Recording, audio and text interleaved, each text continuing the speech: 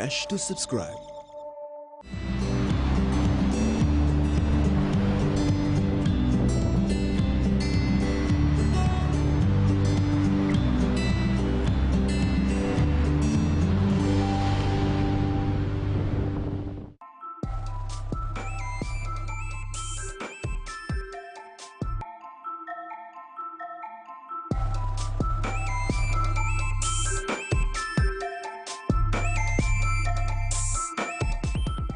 The TVWAN News is proudly brought to you by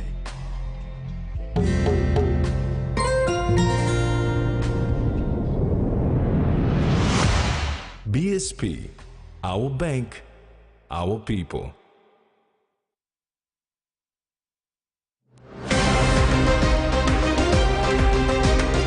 David Manning has announced a special operation to eradicate armed criminals who have been terrorizing the isolated border regions of Southern Highlands, Hela and Western provinces.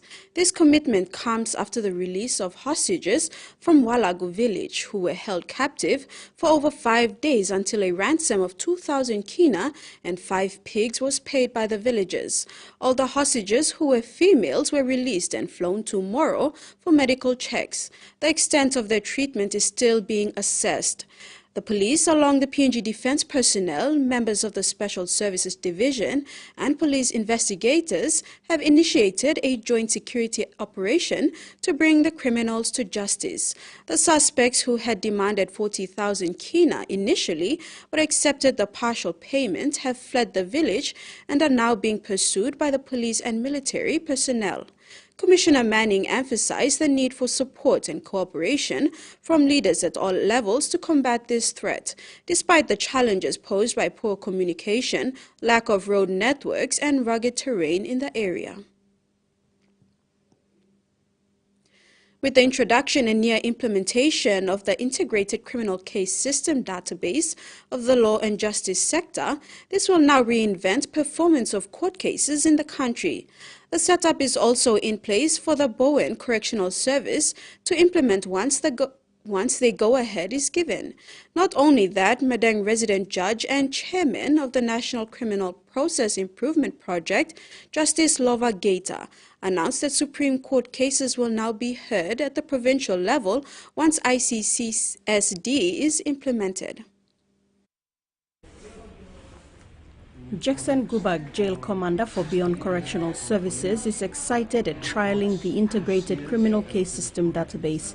He said instead of transporting remandees or offenders to and from court cases, they will have them processed remotely via Zoom facilities within the institution's vicinity. Hence, when hearing for an offender's date is set, they bring them to a confined room where the cameras are installed to have a live face-to-face hearing with the handing down of ruling. This lifts the burden of transporting notorious convicts to and from the facility and limiting the chances of an escape. Gubag, an experienced warden, is pleased that such an innovation has reached them. To have it rolled out in Madang is a bonus. He also stressed the need for all sectors to work together to ensure that this initiative meets its intended purpose, as it would alleviate many discrepancies within the database system of the law and justice sector. I think the initiative is the way forward. I think it connects all the system together, from police to the courts to CS, and the finished product is to receive the same power. So in the past, sometimes, one arm of the system does not work, and the others, take time to slow the system. With this ICT program, I believe everyone is connected together. No one goes in hiding. So if one arm of the system collapses or does not work, it's not functioning well, it affects the others. So I'm so grateful about this initiative. Madang District Court Clerk Paul Keeg was also happy to have gone through the ICCSD workshop. He hopes that within a month's time, when they all have grasped how to use the ICCSD, they should be able to run with it. Salome Vincent, TV1 News. The Summer Institute of Linguistics in Eastern Highlands Province hosted the launch of the Ayugam Reconciliation Ministries, Inc., ARM, with other partners on Friday, June 9, 2023. ARM is significant as it focuses on thriving the operations of the ministry in the local communities and advocates for peace and stability.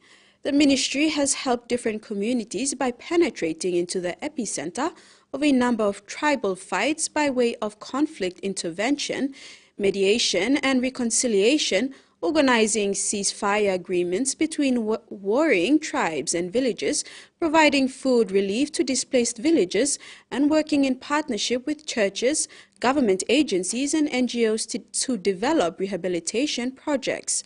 Awareness sessions include helping communities understand that peace should be everyone's business. The ministry works in collaboration with SIL PNG for spiritual care and support workshops, such as healing the wounds of trauma and culture meet scripture. Landowners in Anya Kapura, Fulbon, are strongly opposing the upcoming signing of a forest management agreement between the state and Stettin Bay Lumber Company. The signing ceremony for this agreement took place today, June the 13th, 2023. The landowners in Anya Kapura Fulbon have opposed the forest management agreement. They argue that this agreement infringes on their rights. They found support from Pomio MP Elias Kapabore. In a letter to the authorities, Kapabore emphasized the concerns expressed by the landowners from the Melkoi local level government in Pomio district and the Gasmata LLG in Kandren Gloucester district. According to Kapabore, it is crucial to exclude the local forest areas such as Ainpool, Weipo, and Amele from the proposed FMA. He said these areas play a vital role in Pomio's special economic zone and the overall development of the South Coast Economic Corridor. Kapabore argued that implementing the FMA without the landowners' free prior informed consent would limit their ability to engage in new development initiatives beyond what is outlined in the agreement. He called upon the authorities to respect the spirit of the Pomio SEC and remove the mentioned areas from the proposed FMA. We need PNCFA to come down to the project site, to come to the project learners and basically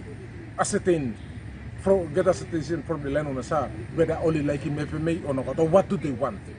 What do they want in the agreement?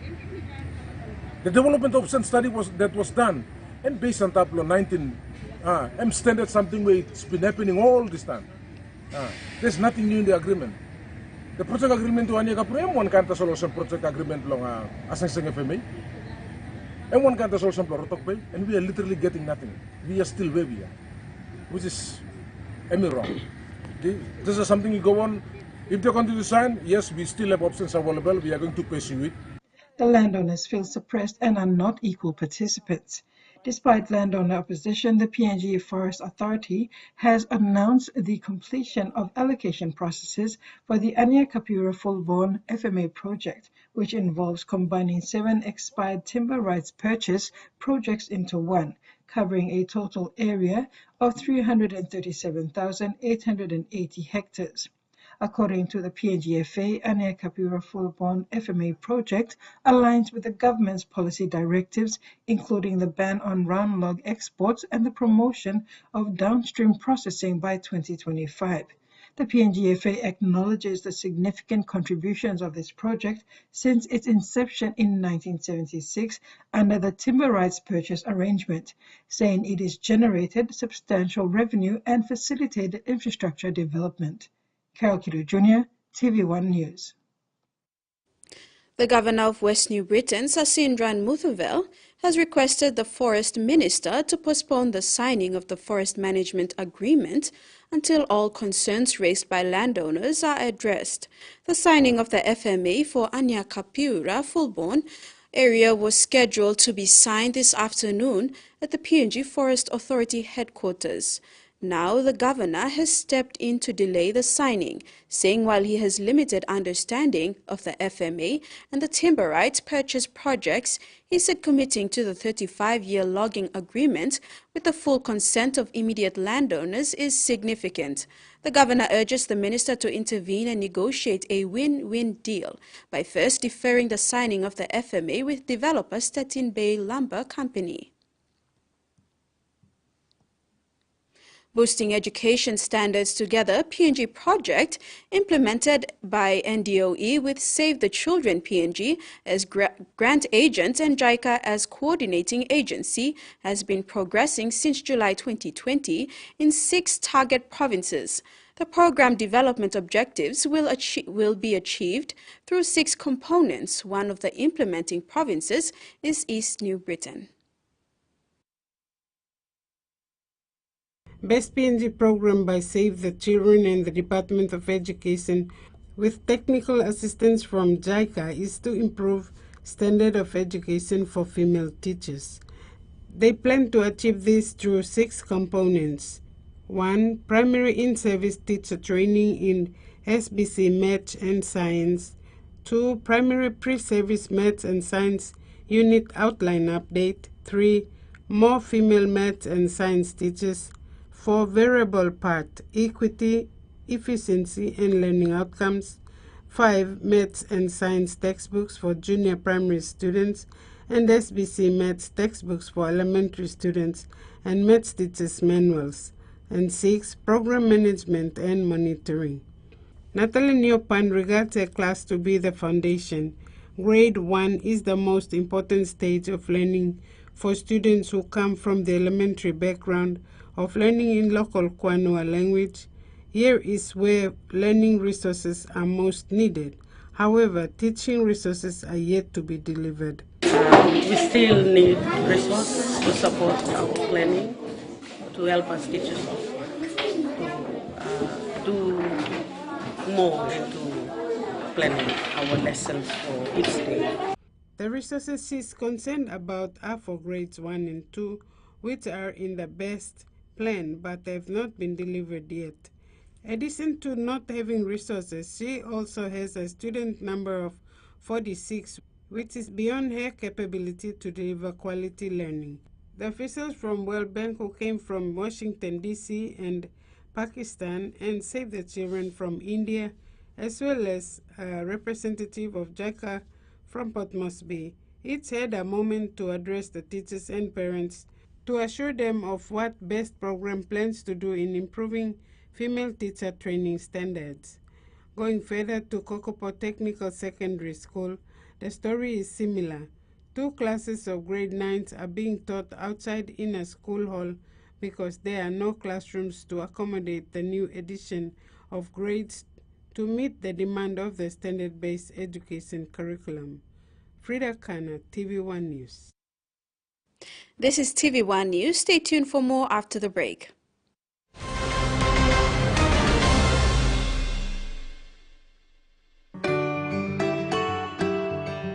It was during and after COVID that really motivated me to want to take up life insurance. I think savings is very important, and I think One Talk Delight provides a disciplined approach to savings, and it's a good investment to want to think about the future, because it's always nice to have plans for what you want to do later on. With you for life. Enjoying life when we work together, making happy memories that last forever. Hot in talk, young or old, a scale-raised family meal with home. We'll bring out the smiles, cause it's our favorite for minds. Tennessee Cola, scale rise, don't scale price. Tennessee Cola, scale rise, don't scale price. Amber, you like it? Papua New Guinea. We love a reason for a family gathering. A reason to play. A reason to ignite the flame. A reason to cook the best with the best. Flame oil, Now PNG made for PNG cooking. Flame oil, winning taste. A true champion is measured by their courage, their determination, and their passion to never give up and to always keep trying. With a delicious Milo in milk taste and added nutrients, Milo in milk is a great way to fuel our little champions with nourishing energy every day. Because true champions give it their all. Milo, PNG and Mia. Find PNG made. The Toyota JD Hiace bus comes in 14 and 15-seater high-roof luxury model powered by 2.8 liters JD engine for optimal performance output, fuel efficiency and quietness, designed with improved safety features and easy maneuverability for tire steering angle. The Hiace lift suspension and annular frame structure is opted for smooth ride, comfort and safety. Experience the ride on the Hiace bus and experience the Hiace pride, the bus that exceeds all expectation. First and exclusive. I've got to get my girls out of here. That is not a fight you are designed to win. How do we get down? What did you see? It's big. How big? Big. Did you really have to wear the same dress as my mom? Oh, I can't help it if I wear it better. This is war. Oops. First and exclusive. All new on Saturdays. I love Montana, but I'm doing this for our family. June 19th, it's Family Business on Paramount Network. First, it's the season premiere of Yellowstone. Find a way to ruin this family, starting with her. Then Sylvester Stallone stars on the series premiere of Tulsa King. What's a mafia capo doing in Tulsa? Oh my God, is he dead? No, he's taking a break. Kevin Costner in the season premiere of Yellowstone, followed by Sylvester Stallone in the series premiere Tulsa King. It's Family Business, June 19 on Paramount Network.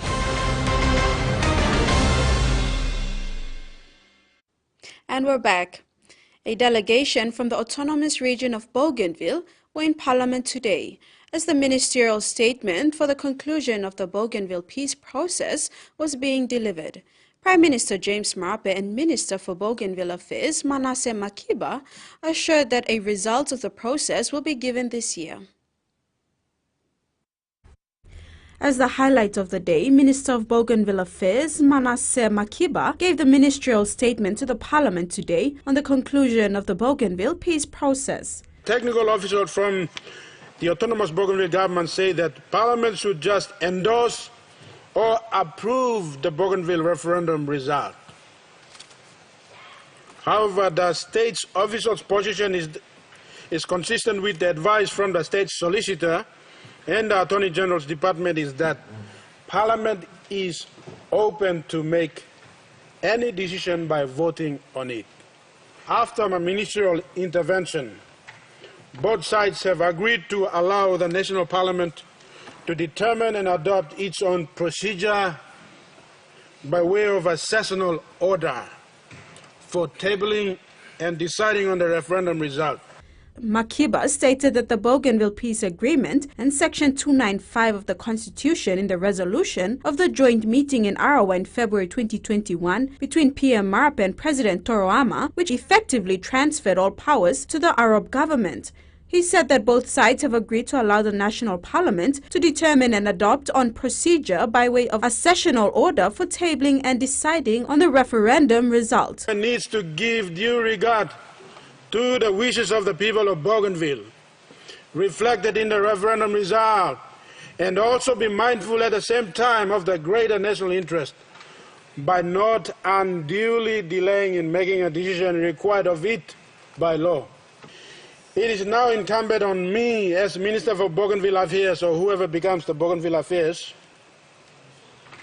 to table the result of the Bougainville referendum and the report of the Bougainville and the report of the post-referendum consultation to the Parliament for its decision in accordance with Section 342 of the National Constitution before the end of this year, 2023, in accordance with Erakone Covenant. PM Marape agreed the Bougainville peace process is priority. It was our responsibility to make sure that that milestone that was prescribed in the Bougainville Peace Agreement was carried out as expected and as intended, so our people know that there is an end game. In that regard, since being elected as Prime Minister of our nation, I have always accorded Bougainville the highest priority. That is why I continue to called upon our Chief Secretary to personally oversee continued support and transfer of the balance of powers, and to ensure functions that need to be given to Bougainville to make it work better is transferred ASAP. New Porgera Limited today filed an application with the Mineral Resources Authority for a special mining lease and supporting tenements for the Porgera gold mine. The launchment of the special mining lease application is a step closer to reopening of the Porgera mine in Enga province. The lodgement of New Porgera's special mining lease application and the supporting tenement application commences the permitting process for the reopening of the Porgera gold mine. In filing for the application of the SML today, Chairman of Kumul Mineral Holdings and Director of New Porgera Limited, Dr. Ila Temu, hailed the lodgement of the application as a significant step towards the mine restart. This is the biggest step forward since the closure of the Porgera mine. This gets us much closer than ever before. A single significant step. There are a number of other smaller things that need to be sorted out along the way. And I think the main one we talk about in the release is the development forum. The application will now be subject to the normal regulatory assessment process through a development forum in accordance with the requirements of the Mining Act to canvass the views of stakeholders. Barrick Gold President and Chief Executive Officer Mark Bristow congratulated New Porgera Limited on reaching this key milestone towards the mine's restart. Bristow says the lodgement of the SML application is a big step forward on BNL's journey with the state to reopen the mine as true partners. The parties are now focused on satisfying the remaining conditions under the New Porgera Commencement Agreement. Minister for Mining Se Anopala highlighted the importance of the project, stating that the Porgera project is important to the state and the intent of the government is seeing the Porgera gold mine start producing gold again as soon as possible. BNL remains committed. We are moving ever closer to enabling the people of the Porgera Valley to finally see the white smoke they have been waiting for. As operator of New Porgera, Barrick New Guinea Limited is undertaking certain preliminary work on the processing plant with the support of the MRA and is building a committed team, the majority of whom will be Papua New Guineans. The parties are now focused on satisfying the remaining conditions set under the New Porgera Commencement Agreement. Susan Oreape, TVWAN News. A huge crowd turned up at the Lamana Gold Club for the Pacific Island concert over the weekend. Future Now music artist DJ Noise, Kenyon Brown, Binabata and Velek Brown had the crowd hyped and pumping the air with their fists as they performed hits that made them famous in the Pacific and worldwide. Future Now music was lit this weekend, attracting crowds of fans to the Lamana Gold Club as they performed their hits at the Pacific Island concert, among other regional artists. Future Now music artist DJ Noise, Kenyon Brown, Binabata and Velek Brown sold out on tickets. DJ Noise took the stage earlier on in the night and got the party started. He kept fans entertained with remixes and originals like Chill, Senorita and Offer Mai.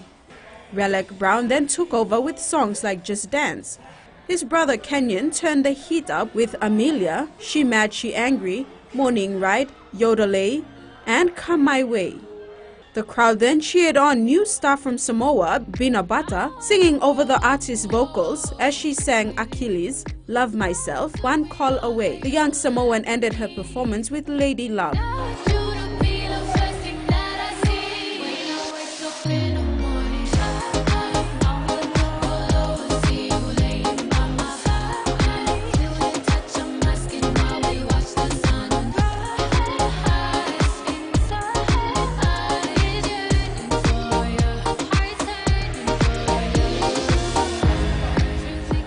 Which received platinum certification in New Zealand and gold in Australia. The Pacific Island artists were organized by Gold Entertainment Limited, a PNG-based company that promote, produce, organize and manage artists. Future Now Music artists left the country on Sunday morning. Organizers of Gold Entertainment Limited are planning another international event in October of this year. Women's Microbank, also known as Mama Bank, had launched the revolving fund for agriculture value chain financing. The objective of the new and unique product is to empower agri-exporters, agri-SMEs, and smallholder farmers in rural areas in PNG. The product of a revolving fund will provide access to credit facilities to the exporters that offer demand-driven approach of financing and repayments with other benefits. According to Mama Bank, the project aims to increase the export of quality coffee, copra, cocoa, and vanilla, wherein women-led SMEs to be an active player in the supply chain by working with exporters, in return supporting livelihoods under the Australian Papua New Guinea Economic Partnership Program. Mama Bank is committed to honoring this partnership agreement to provide the best financial services to smallholders and agri-SMEs throughout the country through their exporters. The Fresh Produce Development Agency has signed a partnership agreement with 6 leading farmers in the Eastern Highlands province to implement the Market for Village Farmers project.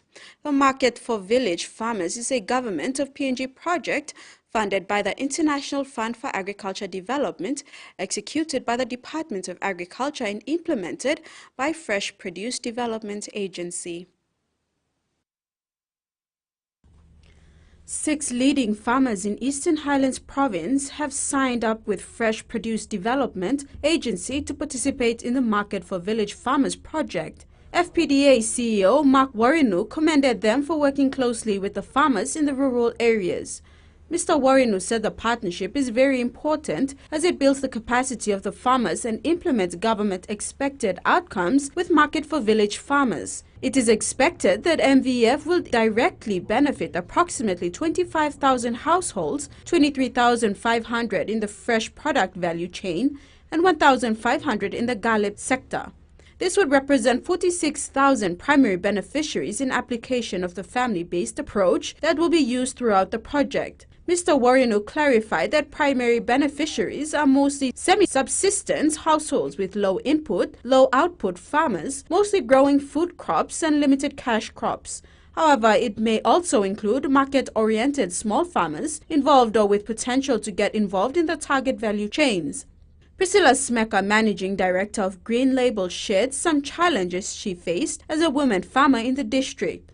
Nonetheless, she expressed that she is committed to working with all stakeholders to realize MVF outcomes.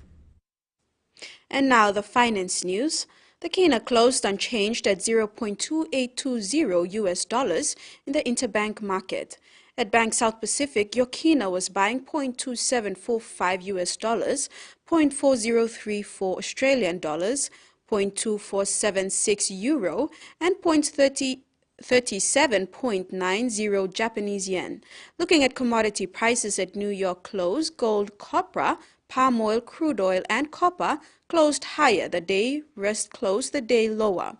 On the stock market, the Dow Jones closed higher, the ASX is trading higher, and all ordinaries is trading higher as well. And that ends the news segment. Sports is next. Stay tuned.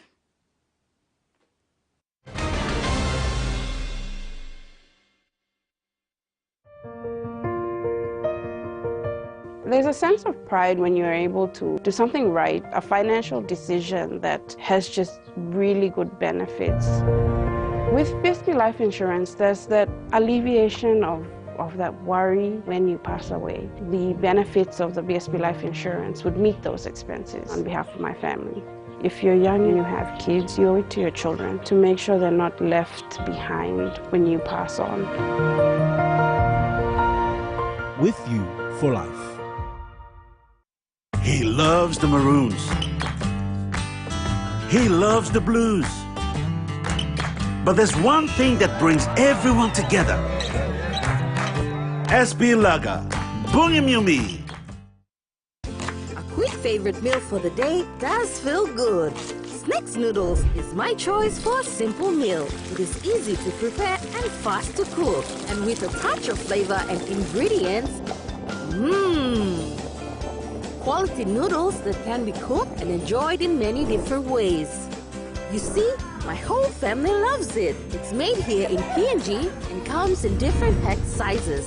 Snacks noodles, tastier but you like it more. Hiya, Mama.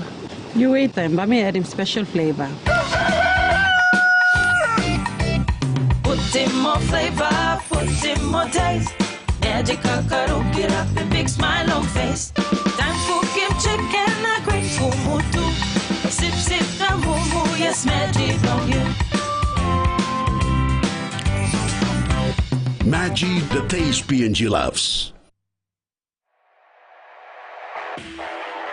Hardware House launches the low-cost quick build kit home, built with quality building materials from the leading manufacturer of steel products and kit homes, Atlas Steel. Going now at introductory prices: 1-bedroom kit home at 79,000 kina, 2-bedroom kit home at 99,900 kina, and 3-bedroom kit home at 125,000 kina. You can also opt for solar units to be installed in the kit home at an extra charge. For more information, email info@hardwarehouse.com.pg.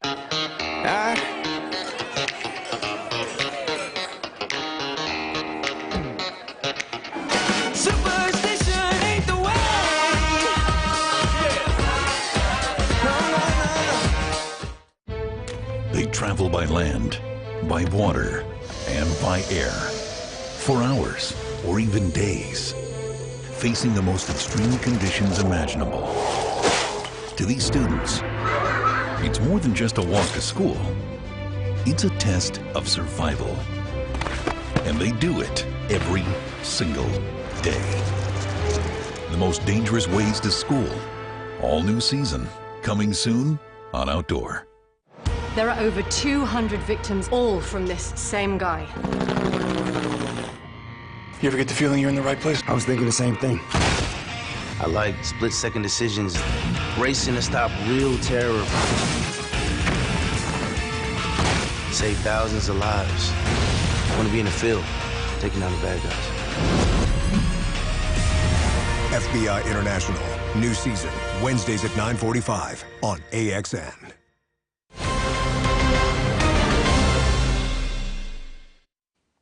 Welcome back.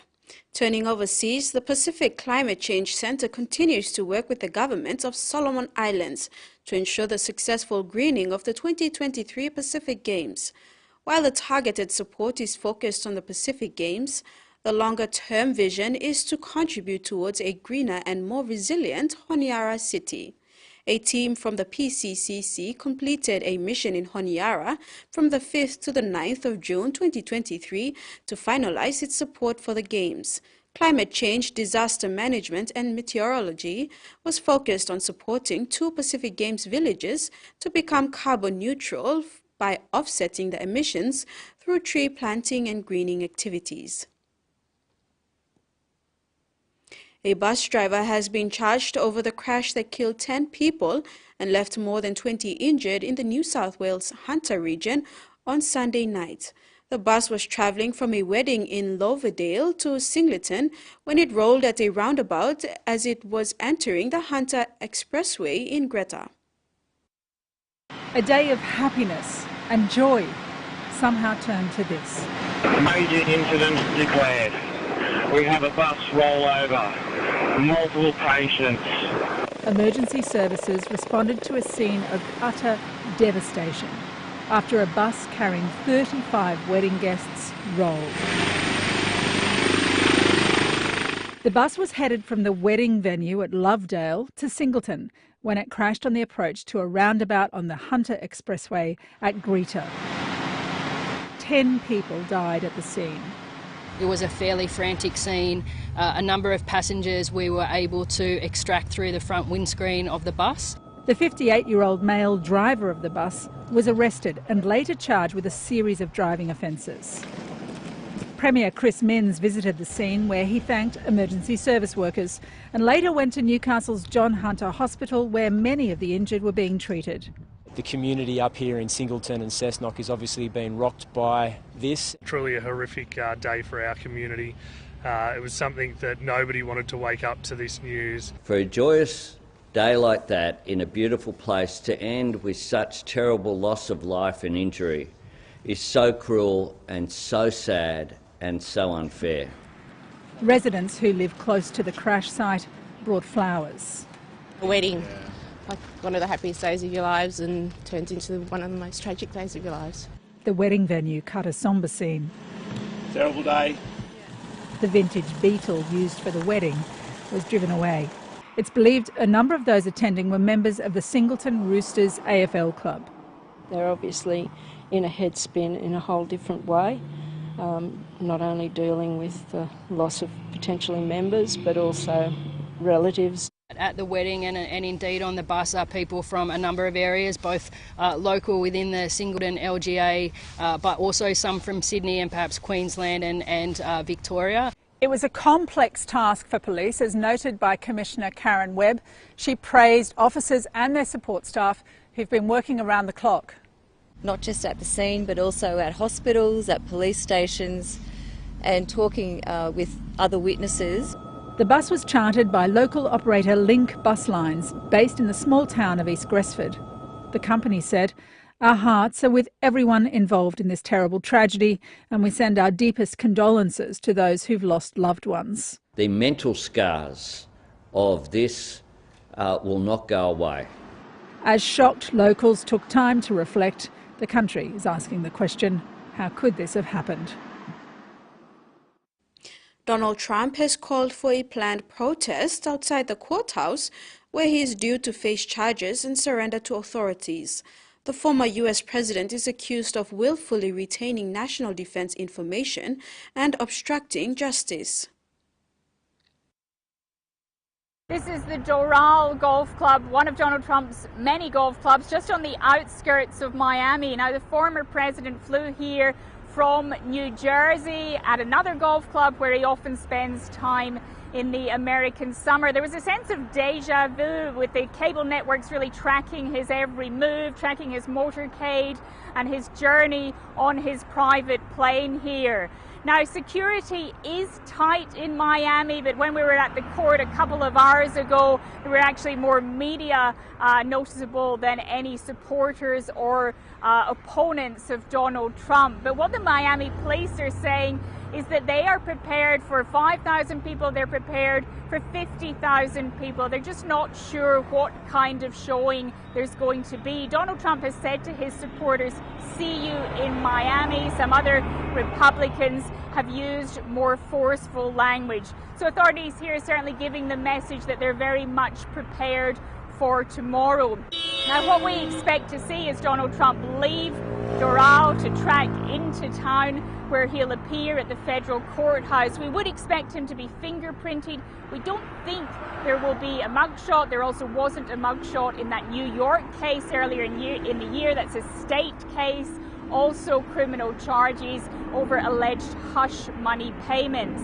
Now, he may well be asked to enter a plea to these 37 counts that he willfully retained national defense documents, that he obstructed an FBI investigation into his handling of those documents, and that he conspired with his close aide Walt Nauta, and that he gave false statements. What we do understand, though, is that Donald Trump is still finalizing potentially his legal team. A couple of his lawyers stepped away after that indictment was made public. Donald Trump also has a reputation of going through lawyers at a pretty quick pace. So here at Doral, he's meeting with his advisors and also potentially just finalizing his team. Now, the strategy you would think would be to kick this trial as far into 2024 as possible.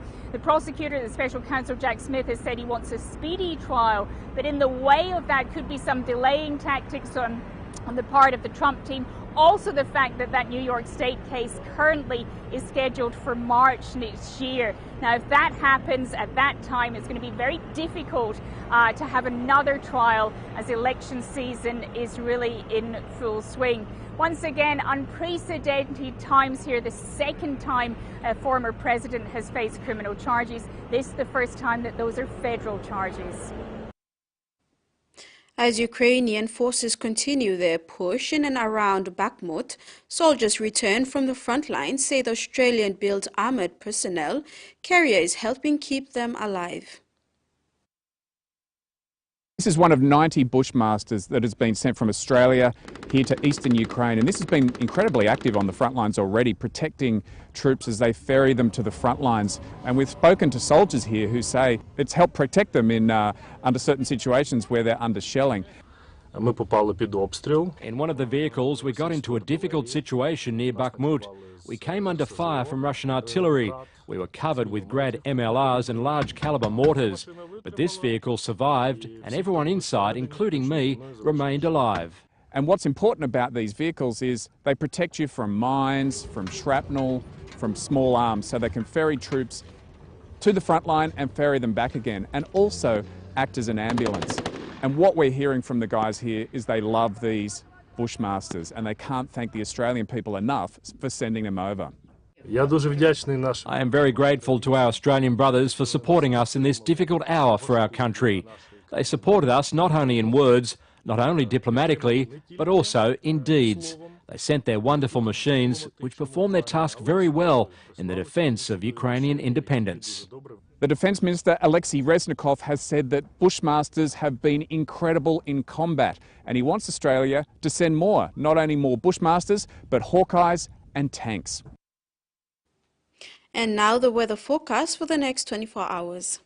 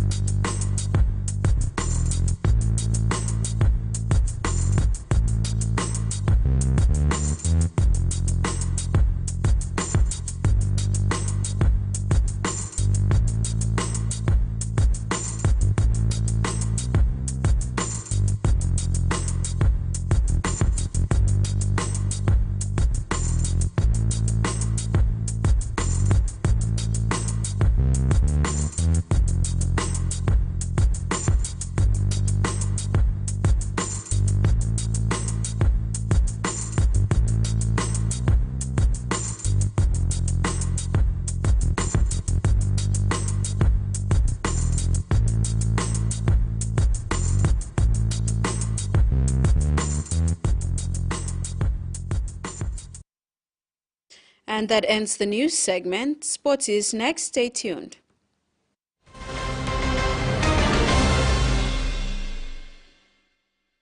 Leopards, bison, cheetahs, and more. Ideally, all of these animals roaming freely would paint a beautiful picture. However, human progress won't allow that. The next best thing is to give them value.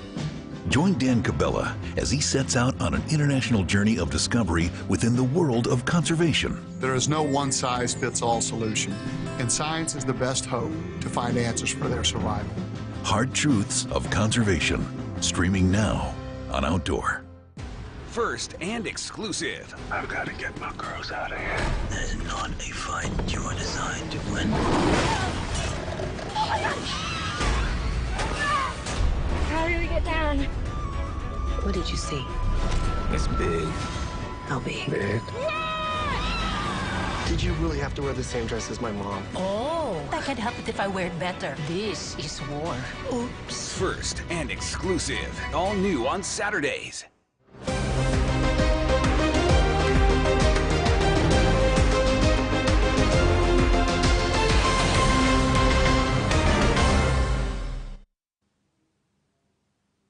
And we're back. Gulf West continue to dominate the Port Moresby Rugby League competition. They currently lead the points table with 16 points after defeating Hohola Flies 10-6 in the senior men match after 9 weeks of the 2023 season proper on the weekend. West have recorded 7 wins out of their last 8 games and lost 1. Despite their loss, Flies maintained second position with 14 points, Butterflies on third with 14 points, Hanwabada Hawks fourth with 12 points, followed by Cornerstorm and defending champions Royals. In the women's division, Hanwabada Hawks remain undefeated, winning 9 out of 9 matches. They lead with 18 points, Paga Panthers in second with 16 points, Hohola Flies third with 14 points, followed by Royals, Tarangao and Gulf West. In the under-20 division, Tarangao with 14 points, followed Royals on 12 points and Butterflies third with 11 points. The handover takeover of Sporting Region for the upcoming Regional Youth Games has finally taken place at the Madang Resort Hotel. Delegations from coalition partners, the PNG National Youth Development, the PNG Sports Foundation, and the Department of Community Development and Religion were excited to host the handover ceremony of the Regional Youth Games Council flag, being handed over to Momase Region Youth Games Committee Chairlady Nane Tomala. This biannual Momase Regional Youth Games was initially hosted in 2021 in the southern region in Milne Bay Province. It was supposed to be held in the New Guinea Islands region, but COVID-19 restrictions prevented this. Now the games have been moved to the Momase region. It will be played in Madang. NGI Regional Youth Games Committee Chairman Conrad Golumu handed the flag back to the Games Council and said they're still determined to have the inaugural games as soon as time allows. Plenty politics involved, the COVID-19, there were so many issues that affected us, and it's good that I now hand it back to the Director General for Momase to host. We will be hosting our games maybe in the middle of next year. It's going to be inaugural games for New Guinea Islands. But the concept, very good concept.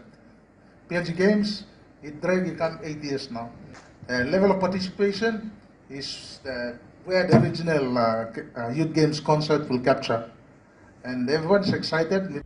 National Youth Development Authority Director General Joe Itaki received the flag from Mr. Golumu and presented it to Momase Regional Youth Games Committee Chairlady Nane Tomala. Mr. Itaki emphasized that the Games was a link for key stakeholders to implement policies and projects into communities. He stressed that many times policies relating to youth, community development and sports did not work because there was no leeway to implement and assess them. So after seeing that missing link along the triple policy drives, we play working long him, we put him resource together, we put him working officers together, and we have come up with these concepts. The Games will set the platform for scouts to select talents for various national teams in the country, which is consistent with the new sports policy direction. So Regional Youth Games and biannual, so before that selection, excitement will take place at the LLG and the district level. So we are throwing everything back to the LLG level now. And this is consistent with new plus sports policy direction. Only talk, go rural to go global. It is the Youth Authority's hope to identify more sporting talent for the future. Level. And at the regional level, PNG Sports Foundation and scouters, talent scouters from High Performance Center, everyone will be there now looking at the raw talents. Where are they? Is there anyone willing to come up to the next level? Meantime, the Momase Regional Youth Games Committee Chairlady looks forward to preparing Madang to host the Games from July 3rd to the 8th. Salome Vincent, TV1 Sports. The PNG Air National Age Championships for Athletics is set to be staged from the 27th to the 29th of this month at Sir John Guy Stadium, Port Moresby. Information about timetable, competition rules, and details of entry fees was distributed and submitted to PNG Air National Age Division of Championships. Frank Koibu, who is in charge of recording the entries, said the PNG Air National Age Championship for Athletics is likely to be showcasing amazing raw talents on the track and field.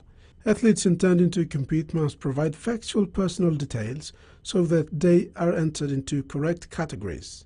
Koibu said athletes should provide their birth certificate or current clinic cards to verify their age if they do not have birth certificates. This is being done to ensure the championship is fair to all athletes participating in an age category. All team leaders will be required to sign the declaration confirming that they have taken steps to verify the dates of birth of all athletes in their team. Athletes will compete in the categories of under 14, under 16, under 18 and under 20. Registration of teams and athletes is now open. It will close on June 23rd. Each athlete will be charged 10 kina for an event. However, if the athlete decides to participate in two different events, the athlete should register with 15 kina. Meanwhile, one participating team is charged 100 kina participation fee. Blues coach Brad Fittler has named a 19-man squad for Game 2 of the 2023 Ample State of Origin Series to be played in Brisbane on Wednesday, June the 21st. Eels halfback Mitch Moses and Rabbitohs hooker Damien Cook have been recalled to the New South Wales side to fill the void left by the injuries to Nathan Cleary and Api Koroisau. Moses has played one game for the Blues in the third game of the 2021 series, while Cook played 18 straight Origins between 2017 and 2022 before being overlooked for Game 1. West Tigers prop Stefano Utoikamanu, who was 19th player for Game 1, and Cowboys hooker Reece Robson have been named on the bench for their Origin debuts. Rabbitohs star Latrell Mitchell has been named again at centre after being a late withdrawal for Game 1 with a calf injury. Panthers centre Stephen Crichton is the 18th man, and Rabbitohs back rower Keaon Kolomatangi is the 19th player. Sharks playmaker Nico Hines and Bulldogs forward Tevita Pangai Jr. have been omitted from the side that lost Game 1 in Adelaide. And that ends the news tonight. Pleasant viewing. Bye for now.